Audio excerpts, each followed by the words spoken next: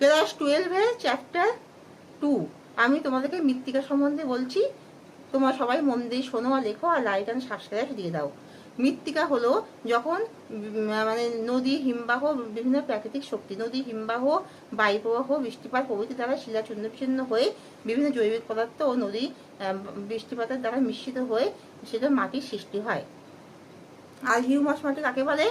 Humus মাটি হলো কোনো জীব বা প্রাণীর দেহাবশেষ যখন জীবাণু দ্বারা বিয়োজিত হয়ে যে কালো রঙের পশ্চাৎ মৃত্তিকা সৃষ্টি করে তাকে হিউমাস বলা হয়।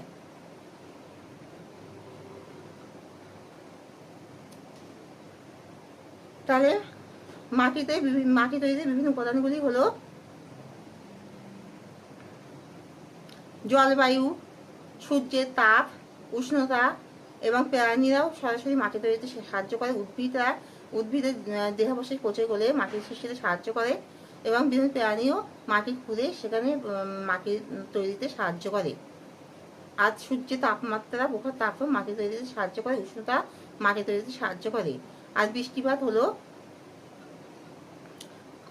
অধিক যেখানে বৃষ্টিপাতযুক্ত অঞ্চলে সেখানে মাটিতে হাইড্রোজেন আয়ন পরিমাণ অনেক বেশি হয়, এবং সেখান থেকে বিভিন্ন বিভিন্ন জীবদেহ এবং উদ্ভিদ সেখানে পচে সেখানে নাইট্রোজেন তৈরি হয়। বিভিন্ন জীবদেহ উদ্ভিদ সেখানে পচে সেখানে নাইট্রোজেনের পরিমাণ বৃদ্ধি পায়, যা মাটি তৈরিতে কাজে লাগে।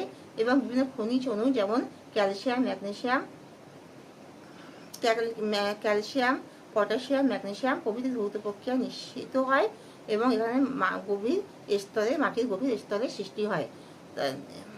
এইভাবে মাটি তৈরি হয়। চার নজির মাটির বৈশিষ্ট্যগুলি কি কি? চার নজির মাটি হলো যে কালো রঙের মাটি তৃণভূমি অঞ্চলে দেখা যায় তাকেই চার নজির মাটি বলা হয়। এটি আঞ্চলিক মৃত্তিকা। চার নজির মাটির বৈশিষ্ট্য হলো চার নজির মাটি কালো রঙের মাটি, এটি তৃণভূমি অঞ্চলে দেখা যায়, এটি আঞ্চলিক মাটি, এবং এটি জল ধারণ ক্ষমতা অনেক বেশি। এখানে জৈবিক পদার্থ দ্বারা এই মাটি তৈরি হয়। এই মাটিতে বিভিন্ন মানে খনিজ পদার্থ নিশ্চিত হয়, আর এই মাটি অনেক বেশি উর্বর হয়। এখানে বিভিন্ন চাষাবাদ ভালো হয়, গম, ভুট্টা, বিভিন্ন ফলন এখানে ভালো হয়। তাদের মাটি তৈরিতে বিভিন্ন উপাদানগুলি কাজ করে, যেমন সূর্যালোক, তাপমাত্রা, বৃষ্টিপাত, বিভিন্ন প্রক্রিয়ায় মাটি তৈরি হয়। এখানে বিভিন্ন প্রক্রিয়ায় ভূমিরূপ তৈরি হচ্ছে, এবং মাটির মধ্যে প্রচুর পরিমাণে হাইড্রোজেন আয়ন গঠিত হয়, এবং বিভিন্ন খনিজ দ্রব্য যেমন ক্যালসিয়াম, ম্যাগনেসিয়াম, পটাশিয়াম প্রভৃতি ভৌত প্রক্রিয়া নিশ্চিত হয়, এবং মাটিতে বিভিন্ন জীবাণু দ্বারা বিভিন্ন জীবদেহ ও উদ্ভিদ বিয়োজিত